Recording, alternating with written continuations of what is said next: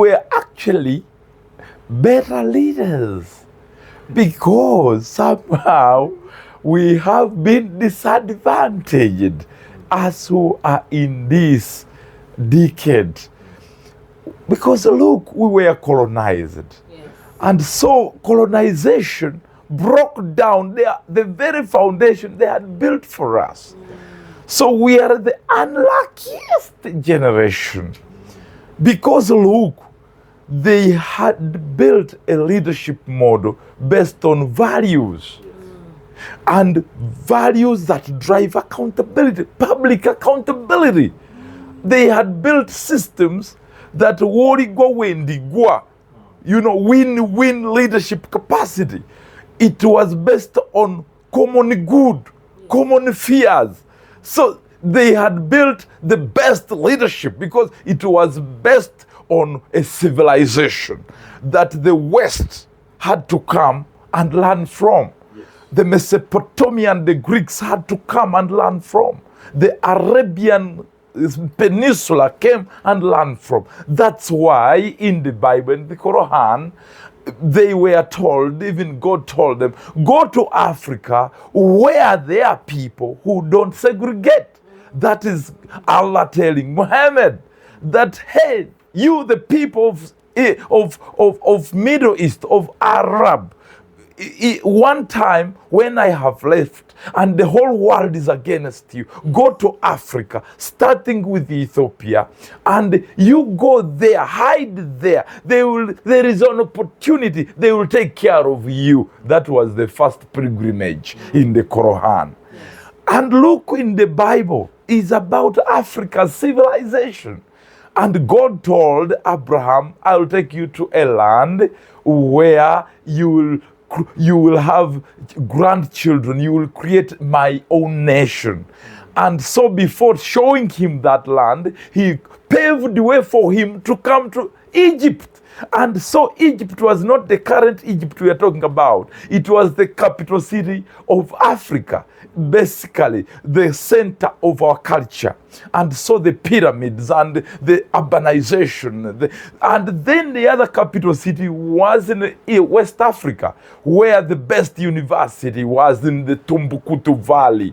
And where you would find every family would have 100 books. You can imagine your father is a scholar, your mother is a scholar, the children would write books about science and technology. Every community in Africa had a minister of the science of the space. How the whole world had not yet known that there is even other planets in this world. But we had a minister in a kingdom responsible of knowledge, research, technology, of even under and upper the space. So I am talking about, to answer your question, we had parliaments. We knew how to manage conflicts peacefully. You can imagine. So the question you have asked today, if those people resurrected today, they would actually get us out of these offices. They would kick our buttocks and our heads out of these state houses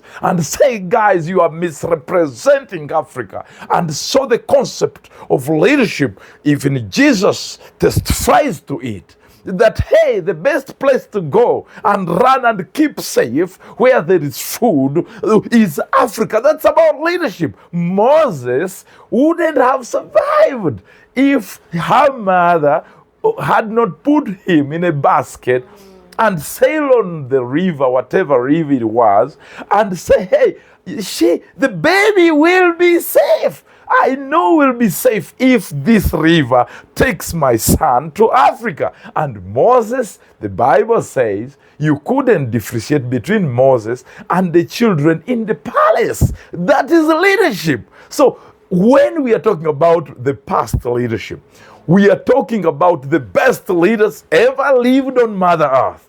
And so they gave a civilization to the rest of the world, including the Mesopotamians, with the Greeks, the Roman Empire, and by 4 BC, before Christ was born, that's many years ago, those people had not known how to clothe. They had not known how to even sleep in houses. They had not known that a person must bathe. They had not known that a person is not good to sleep with his mother.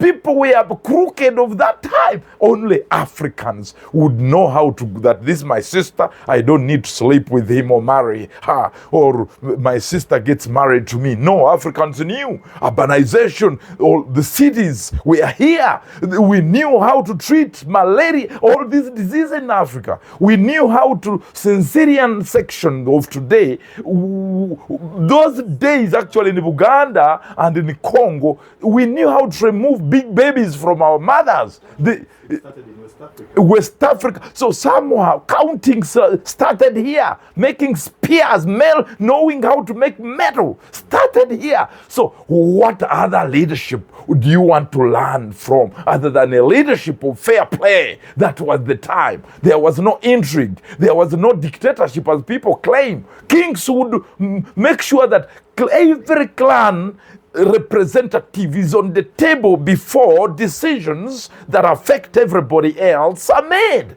What type of leadership are you talking about? A leadership that was centered on common sense, that we don't need to make big bombs because big bombs kill Ayalumanya, not Halumanya. It was Africa which knew, and up to today we threaten and tell the world, and including NATO, that nuclear bombs are not necessary for defense. And so the United States, in my address in 2024, I addressed America and President Biden on the same panel, and I told him, hey, that's why Africa cannot make a nuclear bomb, because a nuclear bomb is not part of our civilization. Mr. President Biden, please listen to me. And so the black civilization is what must build America that we want for the future.